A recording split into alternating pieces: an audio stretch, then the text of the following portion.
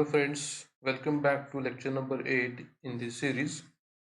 In this lecture, we are going to discuss the concept of maximum percentage of reinforcement in a RCC section. So, while going to discuss this concept, let us consider there is a reinforced concrete section which is having a width of B, overall depth of section is capital D, and this section is having the neutral axis at a depth equal to xu, and this section is provided with a reinforcement also at a depth of small d. We call this depth as a effective depth of the section. Now, as we know that normally we are providing the reinforcement in the tension zone of this beam or of a flexural section. So as we know that this portion will be the compressive part of the beam and this portion will be the tensile part of the beam. So to sustain the tensile stresses, we have to provide the reinforcement here in the form of bars.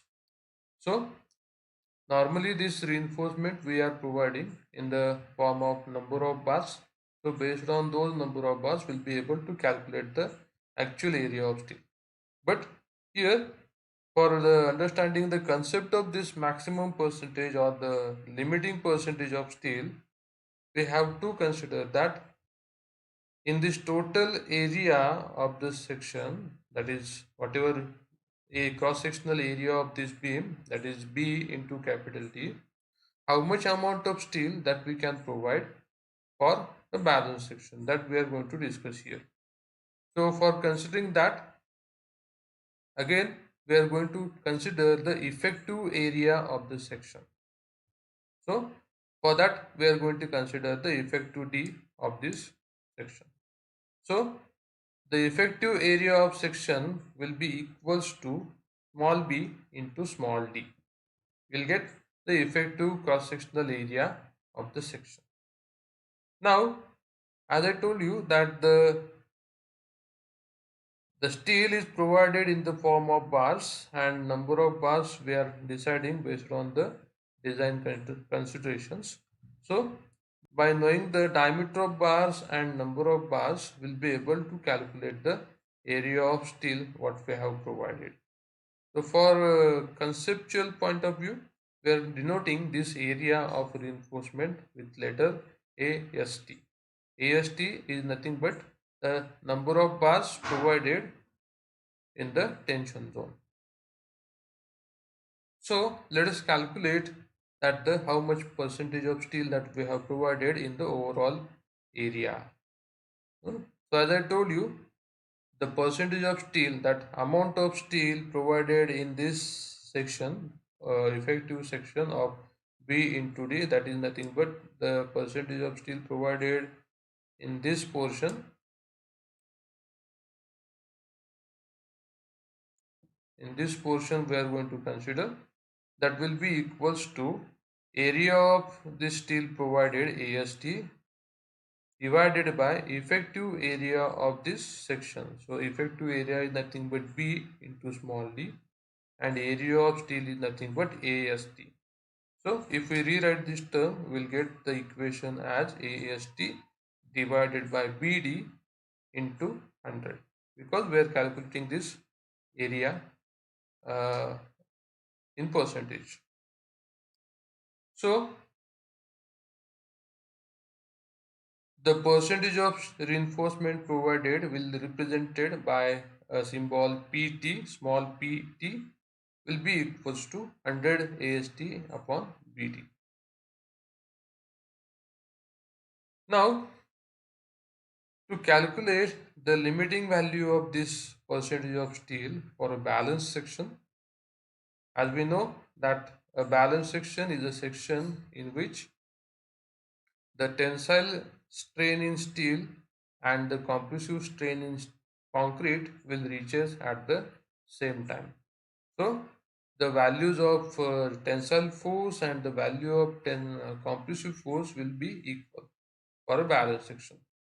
So to calculate the limiting value of the percentage of reinforcement, let us equate these two forces, that is Cu and Tu. And in previous lecture, we have derived the values of compressive force Cu and the tensile force Tu. We use Cu equals to 0.36 FCK XU into P, and Tu will be equals to 0.87 Fy into AST. So let us put these two values. We'll get this equation. Now for this achieving, we have to find out the value of PT limiting, that is percentage of limiting steel that we can provide for a balanced section. So to obtain this, let us divide on the both side of this equation by BD. So we'll get this equation 0.36 FCK XU into B divided by BD equals to 0.87 Fy into AST divided by BD. So again, for further simplification, let us multiply on the both side by 100. So that we'll get the equation like this: 0.36 FCK XU into B divided by BD into 100, that will be equals to 0.87 Fy into AST divided by BD into 100. So let us cancel this value of B and this B from this equation. And again, as we have seen in last slide, that the PT will be equals to 100 AST upon BD. So here you can also observe in this equation here that we have this term, that is 100 AST upon BD, that will be nothing but PT. So PT will be equals to 100 AST upon BD. So same value we have got here. So what we do, that will take this value on one side of equation and will rearrange that equation as AST upon BD into 100, that will be equals to 0.36 FCK into XU into 100 divided by this 0.87 comes to here, so divided by 0.87 Fy into T. The BB gets cancelled here, so the revised equation will be like this. And as we know that the 100 AST upon BD is nothing but PT, and as this section is a balanced section, so we can write this PT as the limiting value of the percentage of steel, that is denoted by PT limiting. So the PT limiting will be equals to 36 FCK XU upon 0.87 Fy into T. So this is the equation what we are normally using to find out the percentage of limiting steel for a section with known grade of steel, with known grade of concrete, and the section sizes. That is, if we know that what grade of concrete we are going to use, that is FCK is known to us. If we know the steel, then we'll know the value of Fy, and if we know the section sizes, then we can calculate the value of T. So if we know these three values, we can calculate the amount of percentage of steel, limiting amount of percentage of steel. Because as we know that for a balanced section, this value of XU is nothing but XU limiting. So depending on the grade of steel, these values of XU limiting also we have seen in previous lectures. We can utilize that value here, so that we'll be able to calculate the value of PT limiting accordingly.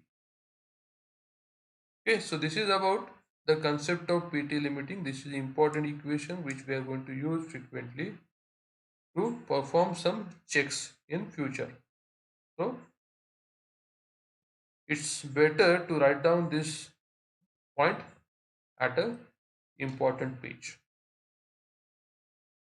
So this is for the now. In next lecture we'll discuss a concept about moment of resistance. We'll stop here. Thank you.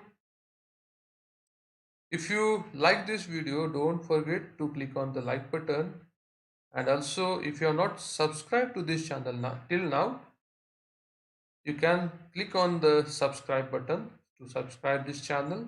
Also, don't forget to click on the bell icon so that you'll get the notifications of new videos uploaded by me. Also, don't forget to share this video with your friends so that they will also get benefit of this. Thank you.